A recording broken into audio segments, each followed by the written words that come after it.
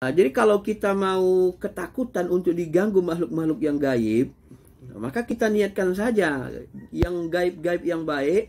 Wahai hamba-hamba Allah, wahai orang-orang soleh yang gaib, bantu aku dari kejahatan gaib. Nah, kira-kira gitu sebenarnya. Nah, kalau saya memahami, makanya Nabi ketika mengatakan, ketika kamu pergi dalam satu daerah yang sangat angker, ya, menakutkan di hutan, ya, dan kamu ketakutan tidak ada yang menolong, maka sebutlah, ya Abdullah aghithni, wahai hamba-hamba Allah, wahai orang-orang yang taat kepada Allah yang tak terlihat, bantu aku ya dari kejahatan makhluk-makhluk yang tak terlihat yang jahat. Nah, kira-kira gitu. Jadi bukan kita menyembah makhluk gaib yang soleh, bukan. Kita minta bantuan kepada mereka untuk supaya kita tidak diganggu makhluk gaib yang jahat. Karena di setiap alam ini ada yang jahat, ada yang baik. Bapak ke gunung ada yang jahatnya, ada yang baiknya. Itu sudah pasti. Bapak ke laut ada yang jahatnya, ada yang baiknya. Ada jin jahatnya, ada jin solehnya. Karena jin itu terbagi dua. Ya. Nah, dalam Quran surah jin kan disebut minnas solihun, di antara kami ada orang-orang yang soleh, dan di antara kami ada orang-orang yang tidak demikian gitu. Nah, makanya begitu. Jadi hati kita ke Allah saja, karena kita tidak bisa melihat alam jin, nggak paham, ya begitu aja lah. Ya hamba-hamba, wahai ya ibadallah, wahai hamba-hamba Allah, wahai orang-orang soleh, ya aghithni, bantu aku ya. Nah, kalau kita merasa ketakutan ya, seperti ada yang menyerang gitu, bantu aku ya gitu. Aghithni, nah, itu. Sebenarnya kalau saya memahaminya begitu ilmunya. Jadi kita bukan berdoa kepada mereka sama dengan saya tadi minta bantuan dengan Pak Firman sah. Pak Firman bantu saya Pak, nah, gitu kan. Bukan saya menyembah Pak Firman, bukan saya, syariatnya memang secara ilmu syariat kan kita berhukum dengan hukum asbab. Asbab itu ya ada alamiahnya, ada sebabnya. Tapi sumber asbab, sebab yang paling akhir itu adalah Allah. Ya semuanya Allah juga kan. Pada akhirnya kepada Allah. Nah gitu. Jadi ya menurut saya nggak usah dipatuhi, apalagi cuman ganggu-ganggu cari cari ikan apa semua, apa nggak usah Bu. Itu lebih dekat kepada kesyirikan, karena kita memuja-muja, membesar-besarkan mereka gitu ya. Ya mungkin arogan mereka gitu. Nggak usah. Kecuali nyawa terancam seperti tadi. Ya, seperti salah satu tuan guru saya tadi kan. Ya, akhirnya mati dibunuh jin. Ini tadi ada saya lihat pertanyaan. Saya baru tahu ada jin yang bisa bunuh manusia. Sahabat aja yang mati ya. Coba nanti Ibu baca tentang alam jin kitab Suyuti. Itu ada salah satu sahabat yang mati dibunuh jin. Ya, itu sahabat. Tapi nggak sahabat besar. Sahabat kecil. Kalau sahabat besar ilmunya tinggi. Kuat dia. Kalau sahabat kecil ada yang, sahabat ini kan bertingkat-tingkat. Sama kayak kita, ada yang tingkat awam, ada tingkat ulama, ada yang tingkat rasul, lebih tinggi lagi kan. Ulama khas gitu. Nah, sahabat pun gitu, ada yang ulama khas. Nah, jadi seperti itu. Kemudian pertanyaan berikutnya Pak Firman. Iya, ini sudah ada yang resen tapi karena banyak chat, kita bacakan satu lagi chat. Assalamualaikum Ustaz. Kadang kita tidak sadar bahwa kita telah melakukan syirik kecil, terutama yang berkaitan dengan perkataan dan perbuatan. Iya. Bagaimana solusinya? Apa cukup istighfar atau bagaimana? Iya. Ya. Istighfar, dan kita harus selalu ingat Allah, berzikir. Kuncinya sebenarnya selalu ingat Allah. Memang kita dalam kehidupan sehari-hari, ya kadang-kadang berobat saja pun gitu. Ya. Gitu kita berobat, makan obat ini sembuh. Wah hebat obat ini ya. Sebenarnya bisa syirik kecil kita kan. Kita anggap hebat kali obat ini. Padahal yang menyembuhkan Allah kan. Apa bukti yang menyembuhkan Allah? Ya coba aja nanti pengalaman. Nanti obat yang sama, penyakit yang sama Bapak Ibu makan, sekali sembuh, sekali nggak sembuh gitu. Nggak tiap kali sembuh itu. Karena yang menyembuhkan bukan obat hakikatnya. Nah, makanya dulu kan saya sebutkan, kalau kita makan obat, kita harus minta ke Allah. Allahumma anta syafi ishfi. Ya Allah, engkaulah yang menyembuhkan. Ya. Anta syafi. La syifa'u illa syifa'uka. Tidak ada kesembuhan kecuali kesembuhanmu. Jadikanlah obat ini sebagai salah satu penyembuh bagi penyakitku. Kita minta ke Allah supaya dia jadi obat. Karena syariatnya, asbabnya dia. Ada seorang dokter perempuan dari Malaysia. Apa dia katakan? Saya yakin yang menyembuhkan itu ternyata Allah, kata. Bukan saya, bukan obat. Kenapa begitu, Bu Dokter? Ya, setiap saya mengobati pasien, saya selalu berdoa supaya Allah sembuhkan, supaya obat ini bisa menjadi penyembuh. Dari semua doa saya itu alhamdulillah rata-rata sembuh, katanya. Tapi ketika saya pusing bertengkar sama suami, ada masalah dalam keluarga, saya tidak berdoa. Saya nganggap ya udahlah obat itu yang menyembuhkan gitu. Dan ketika saya melakukan itu ternyata kebanyakan tidak sembuh, katanya. Padahal sakitnya sama, obatnya sama. Tapi ada yang sembuh, ada yang tak sembuh, bahkan ada yang meninggal. Nah, itulah bukti sebenarnya di dalam tauhid yang menyembuhkan itu Allah Ta'ala. Cuma di dalam syariat kita harus berbuat mengikuti asbab. Nah, hukum dunia itu, Pak, asbab. Apalagi kita belum di makom tingkat tinggi, bukan makom wali, kan, asbab. Maka ketika Imam Syafi'i dengan Imam Malik berdialog, ya, dibawa Imam Syafi'i anggur ke Imam Malik. Alhamdulillah, tadi pagi aku terdetak hatiku pingin anggur. Sekarang dikirimkan Allah anggur kepadaku, kata Imam Malik. Datang Imam Syafi'i, alhamdulillah Syekh, tadi pagi aku keluar pagi-pagi nyari uang, kerja, dapat uang, kubelikanlah anggur, katanya. Nah, jadi sama-sama senyum. Imam Syafi'i menjelaskan asbabnya, bahwa dia bisa beli anggur karena dia kerja dapat duit. Imam Malik, dia mengatakan langsung ke Allahnya.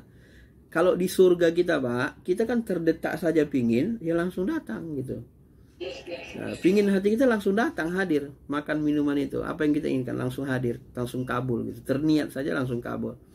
Itu di alam akhirat. Di surga. Kalau di alam dunia ini susah, karena dunia ini beda alamnya dengan alam akhirat. Dan stok dunia ini sedikit, terbatas. Nah, itu artinya itu sama-sama benar, tetapi pemahamannya yang pertama di asbab, yang kedua di tajrid. Nah, kalau dalam ilmunya di tajrid. Di tajrid itu satu sudah masuk ke alam niat saja dia hadir, dihadirkan Allah, satu lagi dia harus berusaha baru dapat. Maka kita harus memahami itu sebenarnya, Pak. Nah, ya. Nah, jadi jangan mentang-mentang Allah nggak usahlah berobat. Yang menyembuhkan penyakit kan Allah, bukan obat. Ya nggak usah berobat. Nggak bisa juga. Nah, kecuali Bapak sudah yakinnya 100% tak berobat bisa sembuh, main air putih saja, silahkan. Nah, gitu kan? Kena COVID kita misalnya, kita nggak mau berobat, yakin kita 100% dengan air putih, model air putih bisa sembuh, silakan saja kalau benar-benar yakin. Tapi jangan dipaksakan yakinnya. Benar nggak ya, benar nggak ya, ya nggak jadi dia kan. Jadi bumerang sendiri bagi diri kita kan. Kalau dipaksakan. Baik, terus Pak Firman. Ya Ustaz, jazakallah. Ini ada pertanyaan langsung dari Bu Linda. Silakan Bu Linda. Assalamualaikum warahmatullahi wabarakatuh, Pak Ustadz yang dimuliakan Allah. Semoga Pak Ustadz berada dalam lindungan Allah. Dan selalu sehat walafiat. Amin ya robbal alamin. Pak Ustadz mau tanya, tadi Pak Ustadz di awal-awal ceramahnya menyebutkan bahwa kita harus selalu berbuat baik sama orang. Kalau kita sudah berbuat baik sama orang, tapi orang itu membalasnya dengan dusta, dengan adu domba, namimah gitu ya, dan hal-hal yang buruk lainnya gitu, Pak Ustadz. Apalagi dia laki-laki gitu, itu bagaimana? Apa kita harus dan bukan mahram gitu loh maksudnya, tapi kita hanya berusaha berbuat baik pada siapa saja gitu Pak Ustadz. Nah itu bagaimana kita mengatasi hal seperti itu? Barakallahu fikum, jazakallahu khairan katsira. Assalamualaikum warahmatullahi wabarakatuh. Waalaikumsalam. Silakan Ustaz. Ya, kalau kita buat baik sama orang buat jalim, ya namanya orang itu yang jahat kan, buat jalim, nggak boleh. Malah nanti setiap orang jalim itu pasti ada keburukan yang Allah berikan kepada dirinya. Ya kalau ibu mau ikhlas, ya ibu doakan saja supaya dia diberikan hidayah, petunjuk oleh Allah Subhanahu wa taala. Itu lebih afdol. Jadi kalau ibu menahan diri, tidak membalas, namanya akhlakul karimah. Tapi kalau ibu terus berbuat baik sama dia walaupun dijalimi, disakiti, itu namanya akhlak ibu, akhlak azimah, akhlak yang agung. Itu ulama. Sanggup nggak? Kalau sanggup, alhamdulillah, sangat luar biasa kan. Itu akhlak Nabi. Maka di dalam syariat Islam itu dibahasakan ulama gini. Zaman syariat Nabi Isa, orang buat baik. Zaman syariat Nabi Musa, orang buat baik, kita buat baik. Orang buat jahat, kita buat jahat. Dipotong orang tangan kita, kisos. Potong jarinya. Potong tangan jari kita, dipotong jarinya. Jadi setara dia. Zaman syariat Nabi Isa, orang buat jahat, kita maafkan. Zaman syariat Nabi Muhammad, lebih tinggi lagi akhlaknya. Orang buat jahat, kita berikan kebaikan. Itu level-level syariat itu kan. Tingginya kemuliaan akhlak Nabi kita Muhammad SAW. Maka ketika Nabi dilempar itu kan, kalau Nabi Nuh, ketika diejek umatnya, dia lari malah ke laut kan. Ditinggalkannya aja umatnya nggak perlu di laut, lari dia ke laut. Tinggalkan tanggung jawab, makan ikan dia, ikan hiu. Kalau Nabi Muhammad ketika dilempari apa dia bilang? Ya Allah, jangan ajak mereka. Ya mereka tidak tahu aku Rasulmu. Kalaupun mereka tak dapat petunjuk, nanti mudah-mudahan anak cucu mereka yang kau tunjuki. Sampai begitu.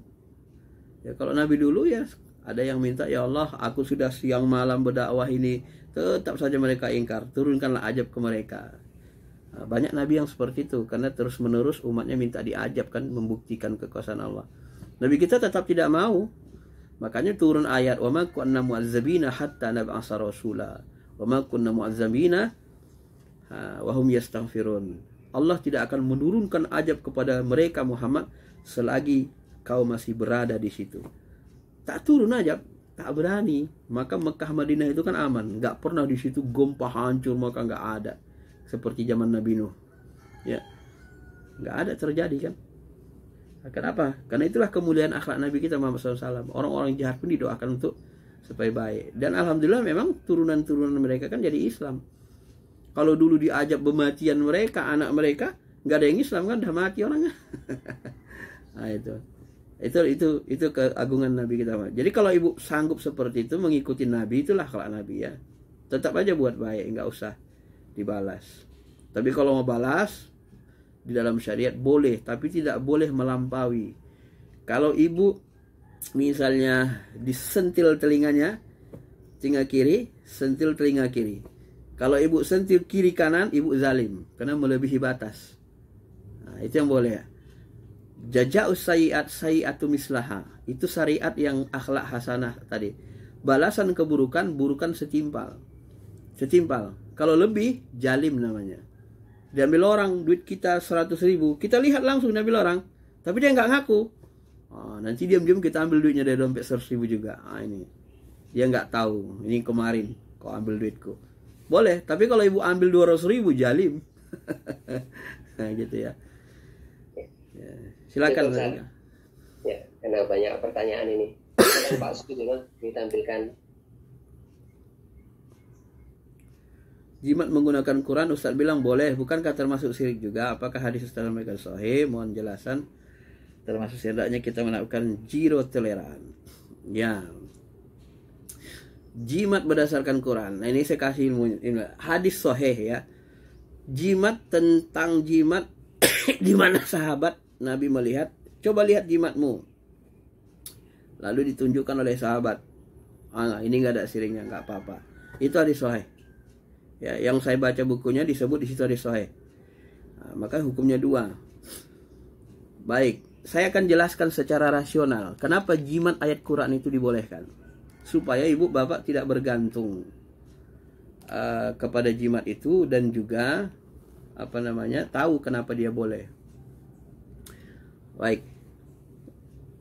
Al-Quran ini, kalau bahasa hadisnya, setiap kita baca Quran, itu sama dengan malaikat yang di langit melihat rumah-rumah yang dibacakan Quran, itu kan nujum, seperti bintang-bintang di langit bercahaya. Jadi rumah kita ini kalau dibacakan Quran, dia bercahaya, kelihatan dari langit sama malaikat.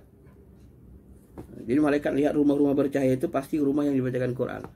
Maka dari situlah kita pahami bahwa Quran itu punya cahaya nur ketika dia dibaca dengan bagus, khusyuk. Ada cahayanya, ada energinya, ya. Nah, kalau orang apa bilang energi ya, energi. Nah, kalau jin itu energinya jahat, hitam. Ya. Maka ketika nanti ayat kursi misalnya, ayat kursi itu kita tulis dengan zikir, dengan hati khusyuk kita tulis, nggak boleh putus, tulis dengan, kemudian kita pajang di rumah, ya, pajang di rumah depan pintu. Kemudian salah satu amalan yang dilakukan, disampaikan Nabi kepada Imam Ali, dia baca ayat kursi setiap habis sholat sekali, satu paling. Nah, maka kita amalkan tiap habis sholat ayat kursi satu kali, ayat kursi. Nah, ketika nanti ada sihir atau jin hitam datang ke rumah kita, itu ayat kursi yang dipajang di rumah itu akan memantulkan energi cahaya untuk menghadang tadi. Nah, makanya takut itu jin-jin itu. Kenapa? Karena kita selalu membaca ayat kursi ini, dan amal soleh kita itu membela kita di dunia dan di akhirat gitu. Dia akan bela kita. Bahkan ada ulama mengatakan setiap huruf Quran ini ada malaikat penjaganya sehingga dia tidak bisa dirubah. Dia dijaga malaikat sampai akhir zaman. Setiap huruf. Bahkan ada yang berpendapat begitu. Nah, maka energinya itulah nanti yang menghadang energi jahat dari sihir yang masuk ke rumah kita. Nah, yang menghadangnya apa? Ayat Allah, cahaya. Quran itu cahaya, punya energi sifat ketuhanan. Kalamullah itu kan sifatnya. Nah, maka secara rasional, dari mana kita mengatakan itu syirik? Itu kan firman Allah. Ya kan? Ayat Quran itu kan firman Allah. Maka kan lemah mengatakan, kalau orang mengatakan syirik, maka meruqyah dengan baca Quran untuk mengeluarkan jin dari badan seseorang. Yang kita bacakan kan Quran. Untuk mengusir energi jahat tadi, energi Quran. Makanya dibacakan Quran itu kan supaya mantul energi cahayanya. Kita niatkan supaya energi hitam tadi, jin yang mengganggu itu, dia merasa tersakiti dengan energi Quran itu. Nah, kalau kita memahami itu ayat Tuhan dari firman Allah, dari mana secara logika lah, dari mana kita memahami itu syirik?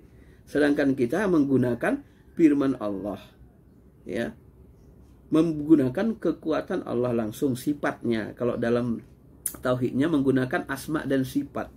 Kalam Allah itu kan kalam, kalam itu kan kalamullah, kalamullah itu kan sifat Allah, Allah berkalam-kalam.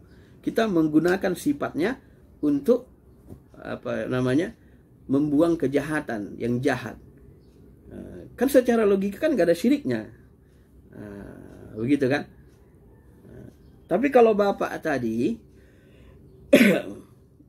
menggunakan mantra-mantra, dengan mantra-mantra itu aneh, dia nggak dari Quran. Mantra-mantra itu ada mantra yang manggil jin. Nah, itu yang syirik tadi. Nah, bapak bersekutu dengan jin-jin kafir misalnya kan, dengan mantra itu bapak bisa dibantu sama dia. Nah, itu yang mengarah syirik tadi. Itulah masuk sihir dia. Sihir kan bersekutu dengan jin, setan yang nggak taat, maka masuk ke dalam golongan sihir. Itu yang masuk syirik tadi oleh beliau kan. Nah, itu penjelasannya ya. Saya kira itu aja. Ada lagi Pak?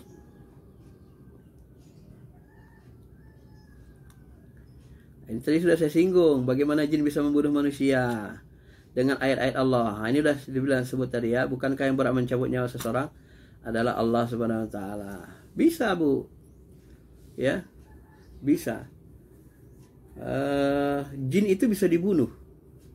Misalnya Nabi SAW mengatakan kepada Khalid bin Walid, Khalid, bunuh itu jin Ujjah.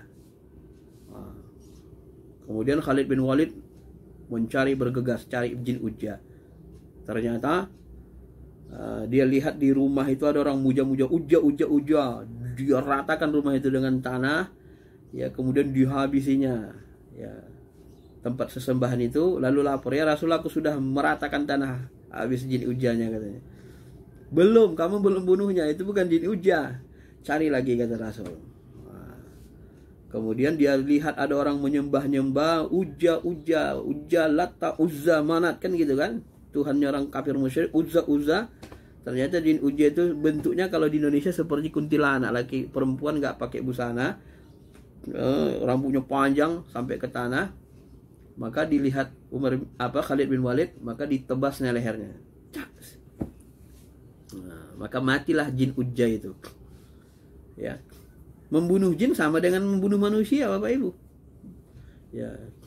Apakah kita bisa membunuh manusia? Bisa lah. Coba tebas lehernya. Ya mati. Itu syariatnya. Maka kita tadi berpikir lewat asbab juga. Tetapi keyakinan kita ke Allah. Yang menghidup matikan memang Allah. Tetapi kita tidak boleh juga mengingkari syariat asbab. Seseorang yang sudah lepas lehernya dari kepalanya, secara syariat, secara asbab, ya pasti mati gitu. Nah, ya. Makanya antara syariat dan hakikat ini harus nyambung ini ya, nyambung. Nggak boleh diputus ilmunya. Seperti obat tadi kan. Nah, yang menyembuhkan memang Allah, bukan obat. Tapi berobatlah kita, mohonkan ke Allah, obat itu jadi berfungsi gitu. Menyembuhkan kita. Nah, begitu, jadi syariat dan hakikat nyambung, dia disatukan. Ya, jangan kita mengandalkan obat saja. Itu kan ada riwayat walaupun lemah tapi logis. Nabi Musa pernah satu waktu dia demam.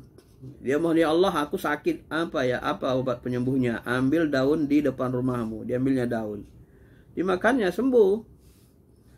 Nah, satu waktu dia demam lagi, sakit, diambilnya daunnya lagi, makannya aja, nggak sembuh. Terakhir dia bilang, ya Allah kenapa tak sembuh kemarin, sembuh ini nggak sembuh? Kata Allah, orang kau kira pula yang menyembuhkan buat daun itu. Ya daun itu mana bisa menyembuhkan? Yang menyembuhkan kan aku, kata Allah. Kau nggak minta sama aku, ya nggak sembuhkan lah katanya. Itu di tingkat Nabi, Pak. Walaupun hadis ini lemah, hadis fadail gini riwayat, tapi ini logis, bisa dicerna, dia bisa diterima isinya. Artinya di tingkat Nabi kalau salah berbuat langsung ditegur Allah gitu. Semua nabi-nabi rasul kalau mereka bersalah langsung ditegur di dunia. Karena mereka tidak ada azab di akhirat, ya, yang ada kesenangan. Itu tanda ciri orang soleh. Kalau dia buat salah langsung ditegur di dunia. Itu makom-makom Nabi, para wali seperti itu. Kemudian berikutnya, jin itu makanannya apa? Bagaimana cara ada jin dalam diri kita dan orang lain? Bagaimana cara misalnya jin sudah tidak ada. Jin itu makanannya apa? Dalam hadis sahih disebut, ya, ketika kamu makan baca bismillah, ya. Nah, dengan baca bismillah itu makanan itu kita tidak disertai jin qarin untuk makan. Nah, kemudian sisakan tulangnya itu dibuang, dibuang tempat tertentu, ya. Tulang itulah makanan jin kata Nabi SAW. Jadi makanan mereka ya adalah tulang itu. Maka tulang itu tulang-tulang ikan, tulang daging, itu makanan jin. Bagaimana cara mereka makannya? Kok bisa Ustadz? Tapi kan jin itu gak kelihatan. Masa makan tulang? Kalau ikan, kalau kucing makan tulang kan masih mending. Jin kok makan tulang, gimana caranya kan gitu? Nah, saya kasih tahu ininya. Jin itu makan, dia kayak gini, Pak, Bu. Dia dihirupnya gitu. Jadi penciumannya itu tajam, dihisapnya, dihirupnya aja, terasa, udah gitu dia. Jadi tulangnya tetap kelihatan, bukan dikunyah sama jin, enggak, dia disirupnya.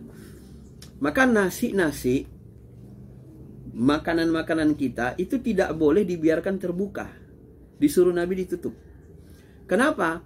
Kalau Bapak Ibu biarkan terbuka, tidak ditutup, itu dimakan nama jin nanti, dihirupnya itu, saripatinya. Dihirup jin-jin itu. Apalagi di rumah kita misalnya jin-jin yang tidak Islam, jin kafir kan. Dihirupnya. Jadi dia kayak saripatinya itu, dihirupnya. Itu model, itulah cara jin itu makan, minum. Jadi makanan mereka itu ya makanan kita, tulang-tulang belulang, kemudian makanan-makanan. Ya kalau orang Cina itu kan kalau sesajian dibuatnya buah-buah, macam mana jin makan buah kan? Kan gitu kan? Ya dihirupnya gitu saripatinya, wanginya itu hirupnya. Makanya dikasih dia apa bahasanya itu? Kayak wangi-wangian apa gitu. Itu wangi-wangian itulah sama mereka yang makanan. Kemenyan termasuk yang disukai jin kan. Wangi-wangi gitu kan. Walaupun itu wangian, ada wangian itu yang disukai jin. Termasuk kalau jin jahat yang paling suka dengan bau-bau. Wah, makanya mereka tempatnya di WC, di tempat-tempat kotoran, paling suka mereka. Jadi bau-bauan itu bagi mereka itu menyenangkan, enak. Itulah bagian dari makan minum mereka ya. Nah, bagaimana kita supaya terhindar dari jin? Ya setiap berbuat baca bismillah aja. Jadi kita tidak disertai jin ya. Baca bismillah. Ciri-ciri orang yang kerasukan jin ya, kadang akalnya tidak ini kan. Orang yang kerasukan jin itu kan akalnya kurang berfungsi. Daya pikirnya sering-sering hang gitu kan. Kemudian orang yang kerasukan jin itu kok gampang kali marah. Karena jin dari api dia marah aja, sedikit gampang tersinggung, marah. Nah, itu ciri-ciri orang yang kerasukan jin, ditempel jin dirinya, termasuk jin korin kita itu. Maka kita harus mendidik mereka, mendidik jin korin kita itu supaya dia patuh mentaati Allah. Dengan cara apa? Dengan mentaati Allah, melaksanakan syariatnya ya. Gitu. Ada lagi Pak Firman? Ada satu lagi tadi. Bagaimana hukumnya tradisi mengubur ari-ari bayi kemudian diberi penerangan dan lain-lain? Bagaimana harusnya ari-ari sesuai ajaran Islam? Ini yang paling sulit ini jawabnya nih. Saya belum meneliti hadis-hadisnya ini tentang ari-ari ini ya. Yang tradisi orang tua kita ari-ari itu dikubur kan. Ari-ari. Saya takut jawabnya nih karena pengetahuan saya tentang ini enggak detail. Hanya ini ya. Tapi mudah-mudahan ya tidak ada kesyirikan aja Bapak Ibu, karena ari-ari itu kan ditanam saja kan. Setelah kita tanam ngapain? Enggak ada. Cuman kata orang-orang ari-ari itu kalau orang Jawa dia bilang apa? Kayak kembaran kita kan, bisa digunakan untuk kalau di alam jin nanti ari-ari kita itu bisa dimanfaatkan jin-jin untuk keburukan. Nah, sebaiknya ari-ari itu darah ari-ari itu ya, sebaiknya Bapak Ibu jangan sembarangan membuang darah melahirkan itu, darah ari-ari. Karena darah itu termasuk makanan jin-jin jahat. Misalnya salah satu yang paling suka dengan itu adalah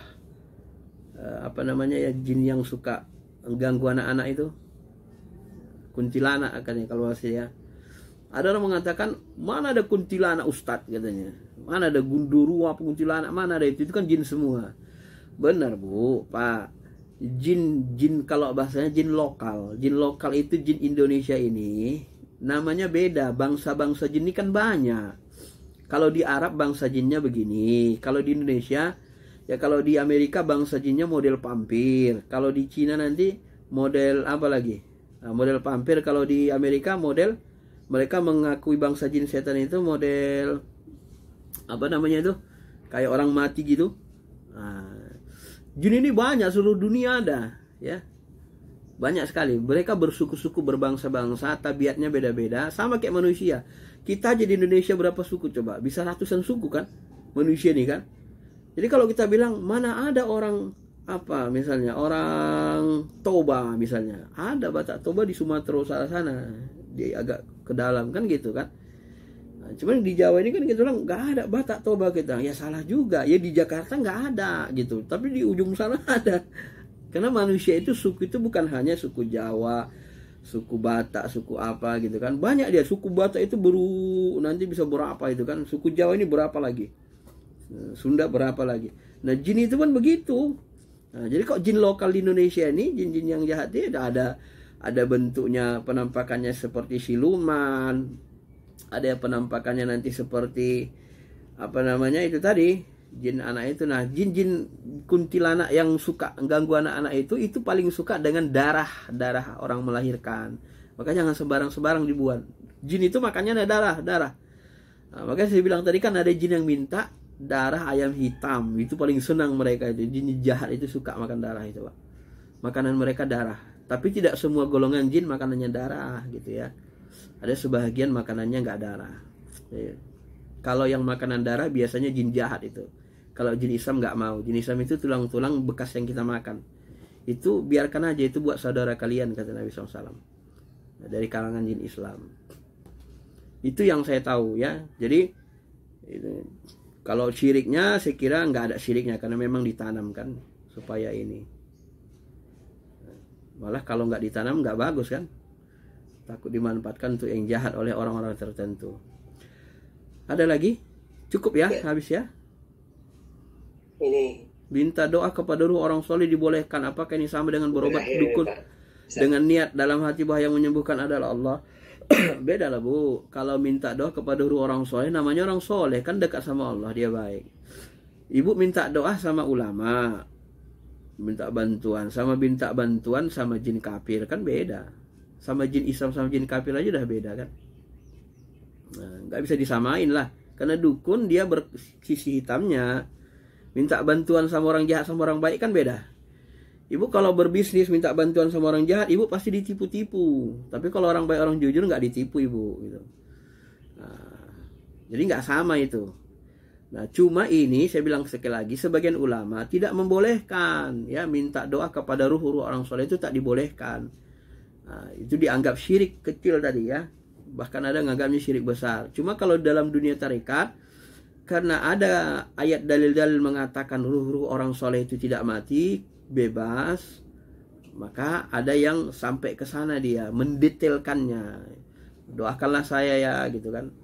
Tapi yang paling bagus itu sebenarnya ya kita kalau ziarah kubur, doakan saja orang meninggal itu, kemudian kita berdoa seperti Imam Syafi'i kan. Dia ziarah ke makam Imam Hanafi, habis itu dia berdoa untuk dirinya. Setelah dia doakan Imam Hanafi, dia doa untuk dirinya. Kemudian hajatnya dikabulkan. Itu yang paling aman daripada kita minta doa kepada ruh-ruh. Karena kalau kita minta doa kepada ruh-ruh orang soleh itu kan kita nggak tahu ruhnya di mana. Kita panggil pun belum tentu dia datang kan. Belum tentu dia dengar. Jangan-jangan kita nggak kenal sama dia, nggak apa, dia nggak doain kita. Namanya alam ruh. Kita nggak ngerti alam ruh. Kecuali memang orang-orang yang tinggi ilmunya kan. Kalau ruh itu yang bisa menghubungi ruh itu tetap ruh. Harus lewat ruh yang bisa berkomunikasi dengan ruh. Maka itu tinggi sekali ilmunya Bapak Ibu. Saya kira nggak usah lah saya jelasin sampai ke dalam-dalam gitu ya. Nanti Bapak nggak bisa mencernanya pula jadi fitnah kan. Nah, sebenarnya yang bisa saya jelasin sebenarnya Bapak Ibu hampir tiap malamnya sebenarnya masuk ke alam ruh. Kan hampir tiap malam kita mimpi. Mimpi itu kan bagian dari alam ruh. Jumpa ruh ini, jumpa si fulan dalam mimpi. Nah, cuman kadang karena kita tidak perhatian, ya udah lewat gitu aja kan. Padahal ketika kita mimpi kita masuk alam ruh itu kan. Jumpa si fulan. Itu kan bagian dari alam ruh, alam mimpi itu. Nah. Cukup ya. Ustaz, sudah cukup ya Ustaz? Iya, sudah.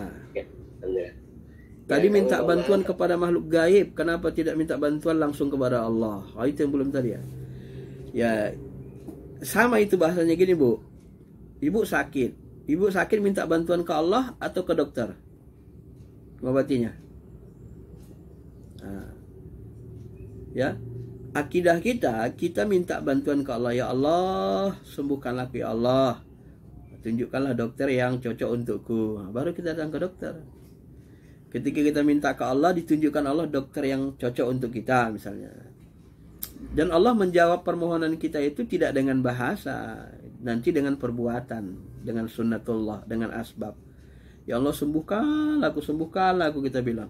Tiba-tiba terdetak hati kita, coba makan obat ini. Nah gitu, itu tunjuk Allah itu kita makan obat. Bismillah ya Allah sembuhkanlah aku. Jadi kita minta sembuh ke Allah itu, tapi nanti Allah akan merealisasikan kesembuhan itu lewat asbab-asbab. Nah, jadi kenapa kita nggak minta bantuan ke Allah? Bisa langsung, lebih bagus sebenarnya ke Allah. Kalau kita yakin dekat sama Allah, langsung ke Allah aja minta bantuan. Nggak usah minta bantuan kepada orang-orang soleh, apalagi orang-orang soleh yang sudah meninggal kan. Nggak usah, langsung aja ke Allah. Lebih bagus sebenarnya.